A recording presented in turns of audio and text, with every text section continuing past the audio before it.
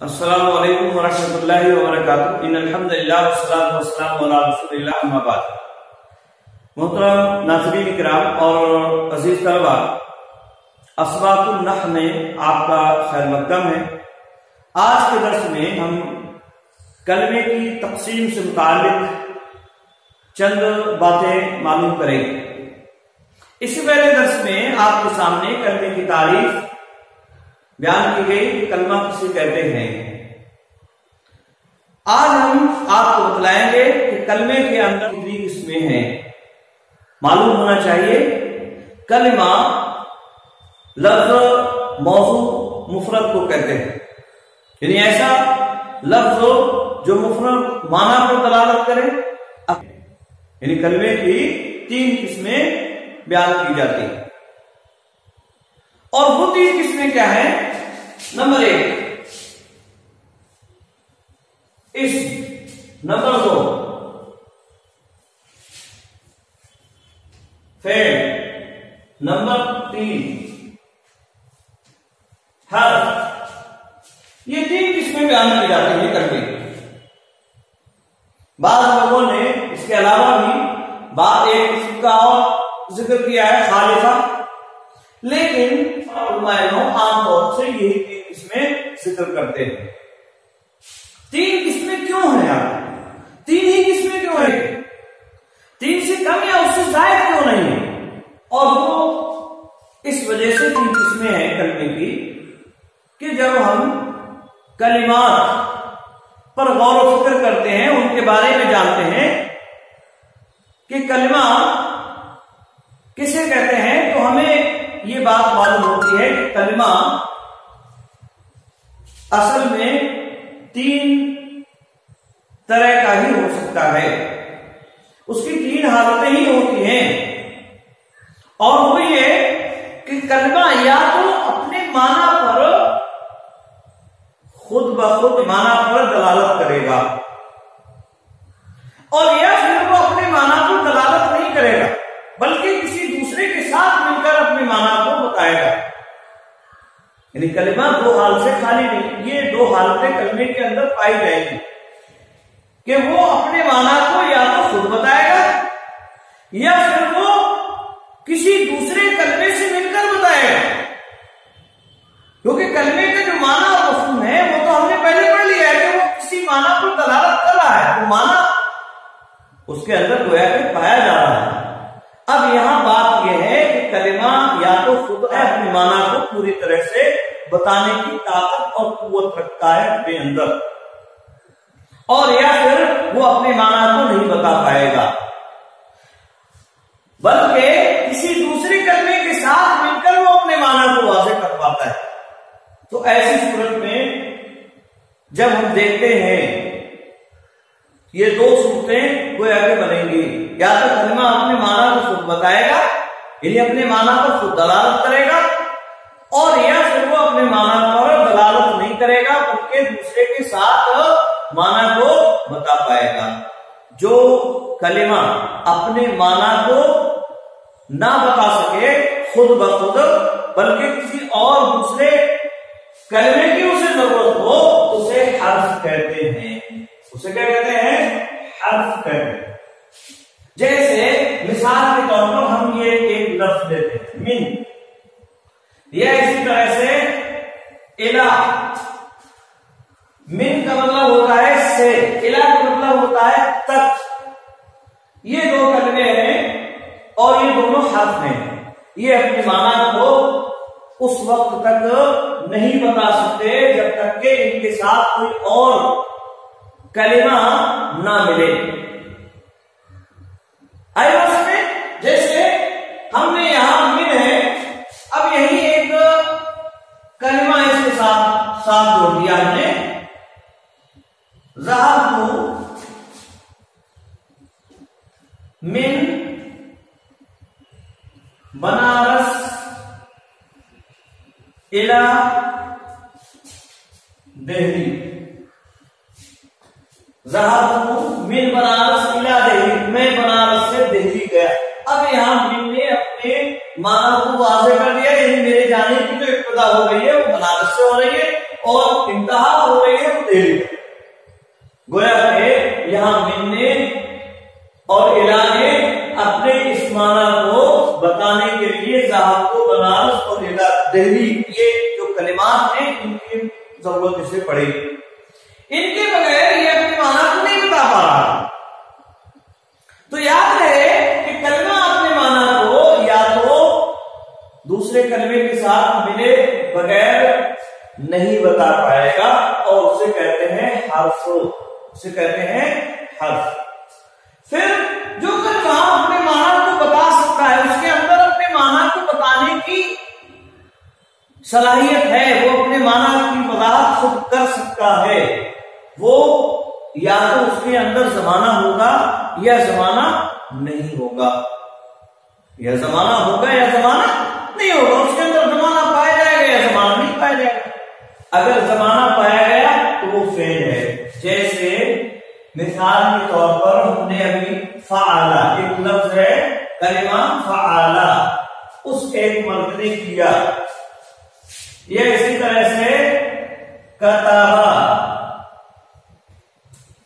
कताबा उसने लिखा, यक्तुबू, यक्तुबू वो लिखता है या लिखेगा, वो लिखता है या लिखेगा। अब फ़अला है उसने किया, माना में एकदम पूरी तरह से वाज़ेह है।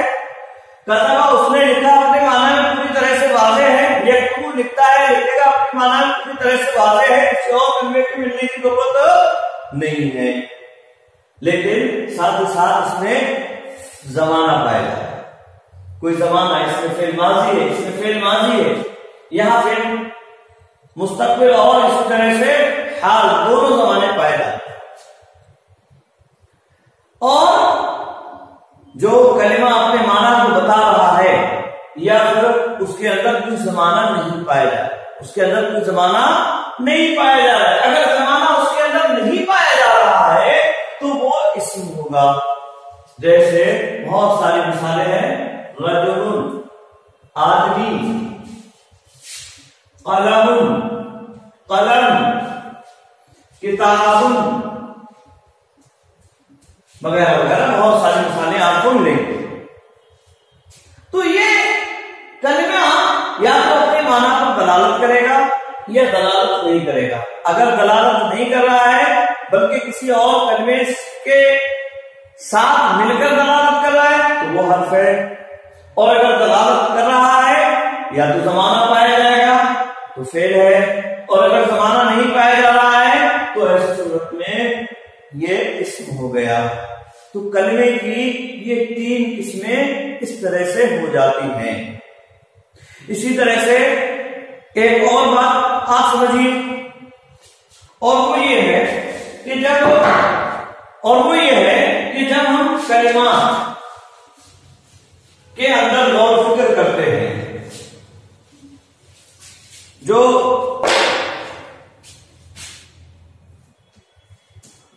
और वो ये है कि जब हम कलिमात के अंदर गौर फिक्र करते हैं, जो भी कलिमात हमारे सामने आ रहे हैं, उन कलिमात पर अगर हम गौर फिक्र करते हैं तो वो तीन तरह के होते हैं, वो तीन माना अदा करते हैं, उनके अंदर तीन चीजें पाई जाती है, तीन के अलावा और कोई चौथी चीज आप नहीं देख पाएंगे और चौथी चीज वहां आपको नहीं मिलेगी। और वो तीन चीजें क्या है? या तो जो कलिमा है जिसका माना और मफहूम है वो किसी जात पर दलालत कर रहा है, वो किसी जात पर दलालत कर रहा है, यानी कोई ऐसी चीज है जो किसी वजूद को बतला रही है, किसी वजूद को साबित कर रही है। जिस तरह से बहुत सारी चीजें हैं जिन्हें हम देख रहे हैं या जिनके बारे में सुन रहे हैं, उसे इस्म कहते हैं। यानी ऐसा कलमा जो जात पर दलालत करता हो उसे कहते हैं इस्म। जैसे आलम, अस्समाउ, अल-अर्दु, अर्रजुलु,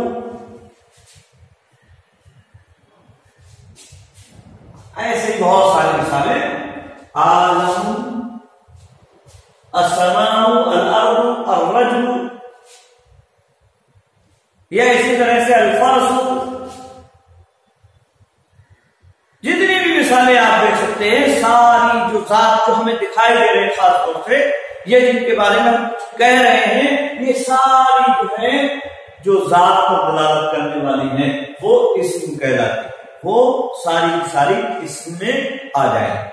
आई बात समझ। दूसरे वो कलिमात हैं जो किसी काम पर दलालत करते हैं, काम करने पर, वाक़े होने पर, किसी वाक़े के होने पर दलालत करते हैं, किसी चीज के होने पर दलालत करते हैं। जैसे मिसाल के तौर पर फ़अला है, उसने किया, यफ़अलु वो करता है या करेगा, कतबा उसने लिखा, वो यक्तुबु लिखता है या लिखेगा, और इसको कहते हैं फेल, इसे फेल कहते हैं। जैसे कतबा, या कोई भी मिसाल ले लीजिए, बहुत सारी मिसालें हैं, कतबा या यक्तुबु वगैरह वगैरह। तो ये हदस, इसे कहते हैं हदस, यानी फेल पर दलालत करने वाले, और ये कलिमात में वो फेल हो गए। और तीसरी जो शक्ल या सूरत हमें सामने आती है कलिमात पर गौर करने के बाद, वो ये कि जो इन दोनों के दरमियान, यानी जात या इसी तरह से हदस के दरमियान में राबते का काम करती है, और जो राबता होता है उसे हर्फ कहा जाता है। जो राबता होता है उसे क्या कहते हैं? हर्फ कहते हैं। जैसे मिन, या इसी तरह से एला वगैरह वगैरह, या और बहुत सारी मिसालें हुरूफ की है। तो ये जब हम कलिमात पर गौर करेंगे तो ये बात मालूम होगी कि या तो कलिमा किसी जात पर दलालत करता है, अगर वो जात पर दलालत करता है तो वो इसम है, या फिर किसी हदस के वाक़े होने वाली काम पर दलालत करता है, किसी वाक़े होने वाले काम पर दलालत करता है, और उसे हम फेल कहते हैं। फिर या तो जो कलिमा होगा वो इन दोनों के दरमियान में राबते का काम करता है, और जो राबते का काम करता है उसे हर्फ कहा जाता है। तो इस एतबार से भी अगर हम देखेंगे तो कलिमात की यही 3 किस्में बनती हैं। तो याद रहे, ये 2 दलील हुई कलमे के 3 किस्मों में मुनहसर होने की।